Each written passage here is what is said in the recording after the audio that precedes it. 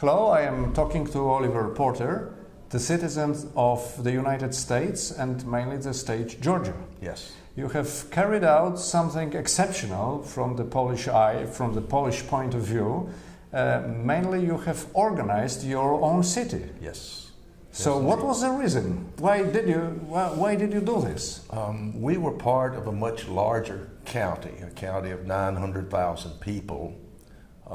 We were a relatively affluent community, paid the large part of the taxes and got none of the benefits. Yes. So our people were tired of that, but mainly they were concerned with taking over the control of our own future, of being able to determine what was built in our city, what was not built in our city, very concerned about the overgrowth of apartments in our city. And of course we love apartment dwellers, but we feel that single family owners of homes are the best citizens. They are more committed to the community. Yes, of course. So we've become very disappointed that the county management was not letting us have any control whatsoever of our destiny. Yes, and how did you do this? What was the procedure? In Georgia, the procedure is that you have to go to, we call it the General Assembly, it's Yes. the legislature. The legislature can approve cities, it can take your cityship away from you, it can modify your charter without your permission. But generally, it will approve a bill, a legislation, that allows a referendum, a vote by the people. So we had been trying to get that agreement from our state legislature for over 25 years. Oh. And they continued to refuse us for political reasons. Finally, with a change to the opposition party, we suddenly felt that we were going to be able to get our bill approved. There's an old story, joke in America about the dog that catches the train. Yes. And then it says, now what do I do with it? Well, that was the way our committee, our organizing committee sort of felt. Suddenly after all this time, we're going to have a city, but how in the world do we start it? So they turned to me because I had created a basic plan just on my own a couple of years earlier, and they said, can you execute that plan? And I said, well, I will try.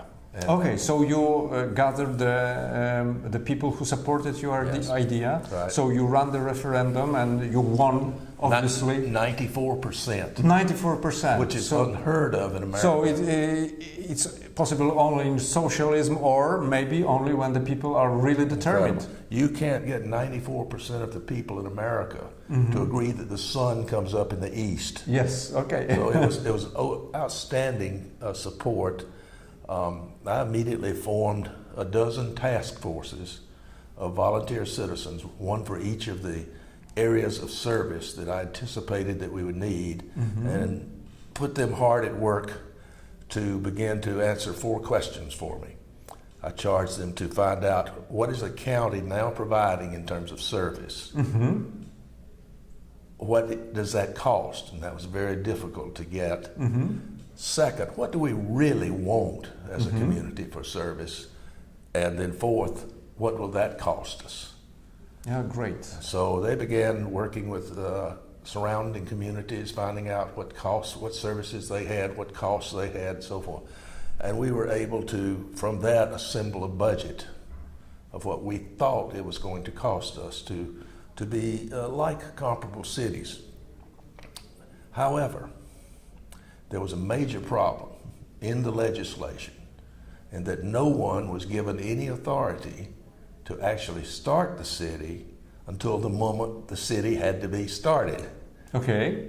So, if you can't hire people, you can't buy a building, you can't rent equipment, lease equipment, how do you get a city started?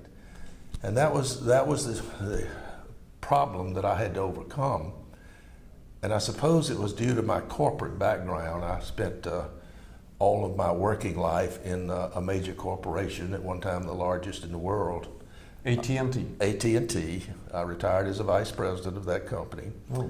And I really knew that if a corporation wants to, it has great resources to apply to doing something. So I wrote on my own to 24 major national and international companies and asked them two basic questions. One, here are the 12 services we need. Where have you done something like this? Mm-hmm. Two, this was the tough question. Would you spend the millions of dollars and resources necessary to start our city without a contract? Because I can't they give accepted. you one. Someone no accepted. One yeah. No one really accepted, but some of them said, we'll talk about it. So I took that as a yes, and I began to personally write the request for proposals, the information that had to go to these companies so that they could bid, and I got out and tried to find companies who would bid on it. None of them had ever done anything like this, running an entire city. And when I say running, let me explain. Traditionally in America, there are three tiers of operation in a city. The elected officials. Yes. They set the policy. They set the budget. Under them is an administrative manager, city manager, who then administers their directives, their policies. Then under that person is all of the workforce, all the people who do the actual work. What we were changing was that last part. The city council would still be there setting policy, the city manager, but all the workforce would be bid out, all of it. So you just hired new people? Yeah, so we basically contracted with the company to bring in a new workforce, and in this case it wasn't replacing one, it was a new one, and they hired mostly people who had been involved in other cities to come, and those people came very willingly, because now for the first time, coming out of a bureaucracy where they didn't feel worthwhile, they would say that, I tried to tell people how to do my job better, and they didn't. They just said, no, never mind. No. And they became beaten down. They said, well I think nobody cares. That what you did, you overwhelmed statism. Yes. Yes, and yes. you are manage your own city. By the way, what is the name of this city? Because we forgot to inform about this. The name is Sandy Springs, Georgia, and I have to say, I guess with some satisfaction, that it's become known around the world. We have visitors come in from around the world to see this, how it works, from around the U.S., of course, also. Just last month I had folks in from Mongolia, field crew from Mongolia, which is a long way away. Yeah, so maybe just to end our interview, may you say how to get more knowledge about what did you do?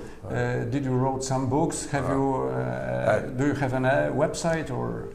Actually, I did write 4 books. One is in Japanese, so I won't count, but there is my basic book on how to start the city, how we did start it, entitled Creating the New City of Sandy Springs. Mm-hmm. The second one is Public-Private Partnerships for Local Government. The first book describes starting the new city. The second one is on existing cities. Okay, so everybody to start its own city should read this first one, yeah? If they know Amazon, it's available. Okay, they can give my name as author Oliver Porter or the title of the book, and all the books will pop up. The third one is a general coverage of sort of the philosophy of all of it. Okay, Oliver, thank you very much, and I appreciate, and I am full of respect of what you did. I think it's for a time being it's impossible in Poland, but probably maybe the people who are listening to our interview may perform something like this in a near future. Well, may I just add that we now have done 10 cities with over 500,000 population. Already 10 cities. Yeah. Congratulations. Thank you. Thank you very much. Okay.